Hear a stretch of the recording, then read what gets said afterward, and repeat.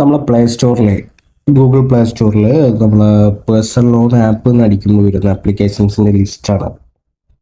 ഇത്രയും ആപ്ലിക്കേഷൻസ് നമുക്ക് പ്ലേ സ്റ്റോറിൽ സെർച്ച് ചെയ്താൽ വരുന്നുണ്ട്. അതിൽ ഇതെല്ലാം സ്പോൺസേഡ് ആറിങ്, കിസ്റ്റ്, ബ്രാഞ്ച്, ട്രൂ ബാലൻസ് അങ്ങനെ ഒരുവിധ ആപ്ലിക്കേഷൻസ് ഒക്കെ വരുന്നുണ്ട്. പിന്നെ ഈ ഓൺലൈൻ ലോൺ എന്ന് പറയുന്നതിൻ്റെ മെയിൻ പ്രശ്നം എന്താ പറയുക, ഇത് ആക്ച്വലി ഒരു ട്രാപ്പാണെന്ന് പറഞ്ഞു കഴിഞ്ഞാൽ, ഇപ്പോൾ ഞാൻ എൻ്റെ ഒരു കേസ് ഞാൻ പറഞ്ഞുതരാം. ഞാനിപ്പോൾ ഈ ബ്രാഞ്ച് എന്നുള്ള ആപ്ലിക്കേഷനിൽ നിന്ന് ഒരു 1500 രൂപ എടുത്തു. അതെനിക്ക് അടുത്ത മാസം അടയ്ക്കണം. ഓക്കെ, ഞാൻ 1500 രൂപ എടുത്താൽ എനിക്ക് 1200 1300 അങ്ങനെ എന്തോണം കിട്ടും. ഓക്കെ, അപ്പോൾ ഈ 1300 എൻ്റെ കയ്യിൽ വന്നു. നെക്സ്റ്റ് മന്ത് ഇത് തിരിച്ചടയ്ക്കാനായി ഞാൻ ഏകദേശം 1500 അടയ്ക്കേണ്ടത്. അപ്പം എന്ത് ചെയ്യും, എൻ്റെ കയ്യിൽ ഈ ഒരു ടൈം ആയപ്പോൾ എൻ്റെ കയ്യിൽ പൈസ ഇല്ല, പക്ഷേ ഇത് അടയ്ക്കേണ്ട കേസിൽ എൻ്റെ കയ്യിൽ പൈസ ഇല്ല. അപ്പം ഞാൻ എന്ത് ചെയ്തു, പിന്നെ ഈ ഒരു പ്ലേ സ്റ്റോറിൽ വന്നിട്ട് പേഴ്സണൽ ലോൺ ആപ്പ് സെർച്ച് ചെയ്ത് ഇതിൽ ആപ്പൊക്കെ നോക്കി ഞാനിപ്പോൾ തൽക്കാലം ട്രൂ ബാലൻസ് സെലക്ട് ചെയ്തിട്ട് അതിൽ നമ്മൾ എന്ത് ചെയ്തു, ഞാനൊന്ന് അപ്ലൈ ചെയ്ത് നോക്കി. എൻ്റെ ഡീറ്റെയിലും കാര്യങ്ങളൊക്കെ വെച്ചിട്ട് ഞാൻ അപ്ലൈ ചെയ്ത് നോക്കി. ഓക്കെ, അപ്പോൾ മറ്റേ ലോൺ നാളെയാണ് അടയ്ക്കാനുള്ളത്. ഓക്കെ, അപ്പം ഞാൻ ഇന്ന് അപ്ലൈ ചെയ്ത് നോക്കിയപ്പോൾ എനിക്ക് 2000 കിട്ടുന്നുണ്ട്. 2000 കിട്ടിക്കഴിഞ്ഞാൽ 2800 3000 രൂപ തിരിച്ചടയ്ക്കണം. ഏത് 15 ദിവസം അല്ലെങ്കിൽ 30 ദിവസം കൊണ്ട് എനിക്ക് ഈ ഒരു 2500 3000 രൂപ തിരിച്ചടയ്ക്കണം. പക്ഷെ എനിക്ക് ഈ ഒരു ബ്രാഞ്ചിൽ നിന്ന് എടുത്ത, അതായത് നമ്മൾ ആദ്യം എടുത്ത ഈ ബ്രാഞ്ചിലത്തെ ലോണ് 1500 എനിക്ക് തിരിച്ചടയ്ക്കാനുണ്ട്. അപ്പോൾ അത് അടയ്ക്കാൻ വേണ്ടിയിട്ട് ഞാൻ ഈ ട്രൂ ബാലൻസിൽ നിന്ന് എന്താ പറയുക, ഈ 2000 രൂപ എടുത്തിട്ട് ആ ബ്രാഞ്ചിലെ ലോൺ അടച്ചു.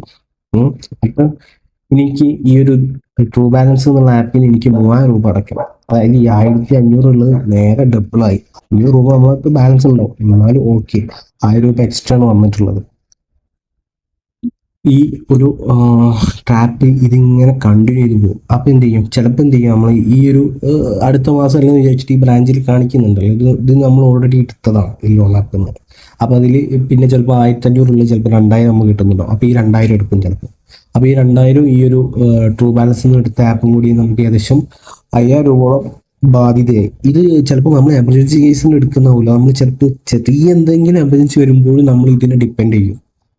അങ്ങനെ നമ്മൾ, കാരണം നമുക്ക് ഈസി മണി ആകുമ്പോൾ നമ്മൾ പെട്ടെന്ന് നോക്കാൻ നമ്മൾ എടുത്തു പോകുന്നത് ചിലപ്പോൾ ചില കേസിൽ. അപ്പം ഇതൊരു ലൂപ്പായിട്ട് മാറും.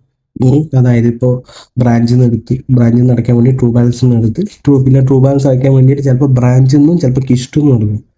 അങ്ങനെ ഇത്, കാരണം ഇത്രയും ആപ്ലിക്കേഷൻസ് ഇതെല്ലാം ഈസി പ്രോസസ്സാണ്. പറഞ്ഞാൽ നമുക്ക് എന്താ പറയുക, വേറെ ബുദ്ധിമുട്ടോ കാര്യങ്ങളൊക്കെ ഒന്നുമില്ല. നമ്മൾ പെട്ടെന്ന് ജസ്റ്റ് കുറച്ച് ആധാർ കാർഡും പാൻ കാർഡും 2 സെൽഫി അയച്ചു കൊടുത്താൽ പൈസ കിട്ടുന്നുണ്ട്. ഓക്കെ, വേറെ ഒരാളോട് ചോദിക്കുകയോ കാര്യങ്ങളൊന്നും വേണ്ട. അങ്ങനെ ഒരു മെയിൻ ട്രാപ്പ് ഉണ്ട്. ഇനി അഥവാ നിങ്ങൾ നല്ല ബുദ്ധിമുട്ടാണെന്നുണ്ടെങ്കിൽ നിങ്ങൾക്ക് മാക്സിമം ലോക്കൽ എന്താ പറയുക, പ്രൊഫഷണൽസ് അല്ലാത്ത ആപ്പൊന്നും എടുക്കാതെ ഇരിക്കുക. അത്ര എമർജൻസി ആണ്, നിങ്ങൾക്ക് കിട്ടിയേ തീരുള്ളൂ എന്നുള്ള കേസിൽ എനിക്ക് സജസ്റ്റ് ചെയ്യാൻ പറ്റുന്ന കുറച്ച് ആപ്ലിക്കേഷൻസ് ആണ് ഫൈബ്. ഓക്കെയാണ്, ഇതിൻ്റെ ലെൻഡിങ് പാർട്ട്നേഴ്സ് കാര്യങ്ങളൊക്കെ ഒന്ന് RBI റെഗുലേറ്റഡും കാര്യങ്ങളായതുകൊണ്ട് നമുക്ക് വിശ്വസിക്കാം.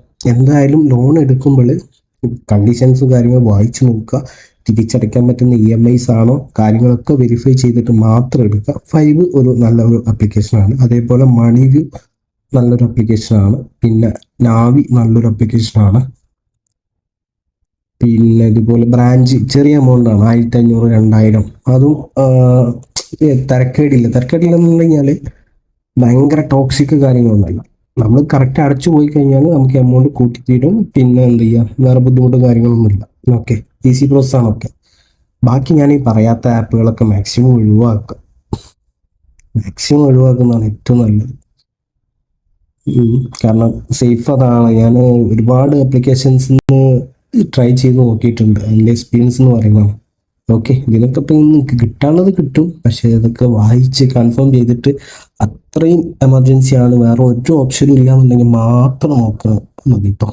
ഓക്കെ, അപ്പോൾ ഏതായാലും എന്തെങ്കിലും ഡൗട്ടോ കാര്യങ്ങളോ ഉണ്ടെന്നുണ്ടെങ്കിൽ എനിക്ക് കമൻറ്റിൽ ചോദിക്കാം. നമുക്ക് ഡിസ്കസ് ചെയ്തിട്ട് ഞാൻ എൻ്റെ ഒരു അഭിപ്രായം ഞാൻ പറഞ്ഞുതരാം. ഓക്കെ, അപ്പോൾ താങ്ക് യു.